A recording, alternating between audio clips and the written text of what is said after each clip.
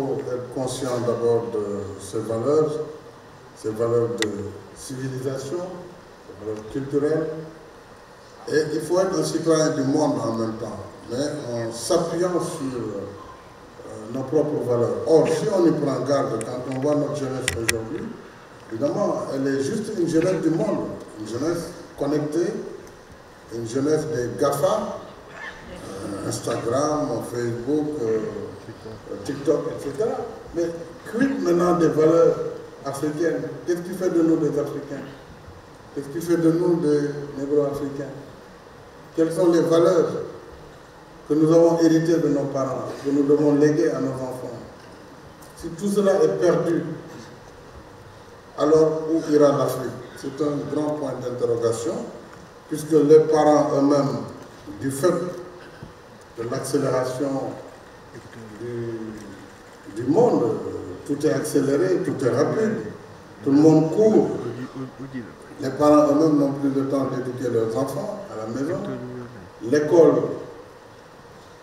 n'a plus également les mêmes moyens qu'auparavant. Auparavant, il y avait un peu la chicotte, on n'ose plus, parce qu'on dit que c'est violer les droits de l'homme.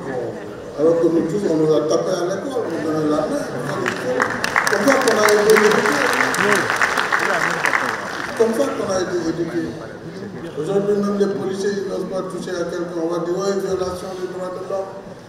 Avant, vous votez bien, après vous partez. Et vous n'allez pas recommencer. Donc, toutes ces valeurs, nous les avons perdues du fait aujourd'hui, voilà, d'une mondialisation voilà, qu'on ne maîtrise pas très bien. Donc il est bon de s'ouvrir, c'est clair, moi je suis un homme de progrès, je suis pour l'ouverture, je suis pour l'apprivoisement de la science, de tout ce qui peut être moderne, mais il faut rester quand même enraciné. Il faut rester enraciné sur ces valeurs intrinsèques.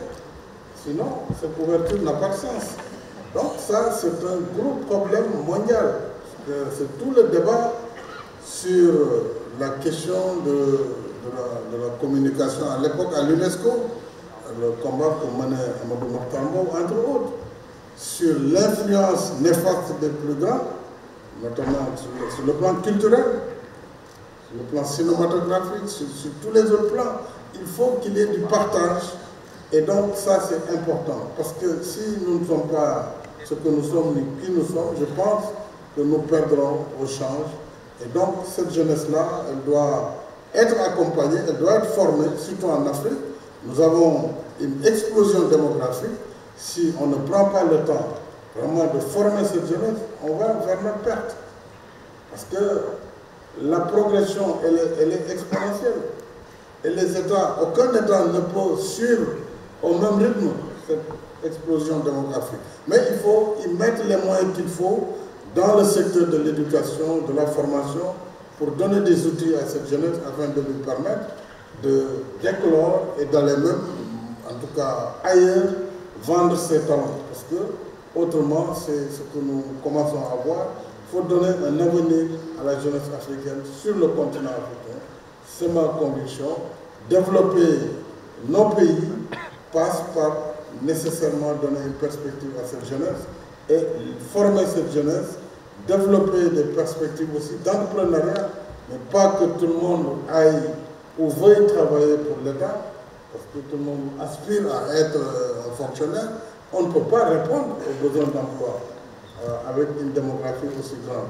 Mais il faut leur inculquer les valeurs d'entrepreneuriat, il faut les accompagner, les financer, ce que d'ailleurs nous essayons de faire avec nos partenaires et avec notre gouvernement. Et je pense que c'est l'une des voies par lesquelles nous pourrons bénéficier de ces dividendes démographiques. Et si on ne forme pas cette jeunesse, c'est plutôt une bombe démographique qui est devant nous.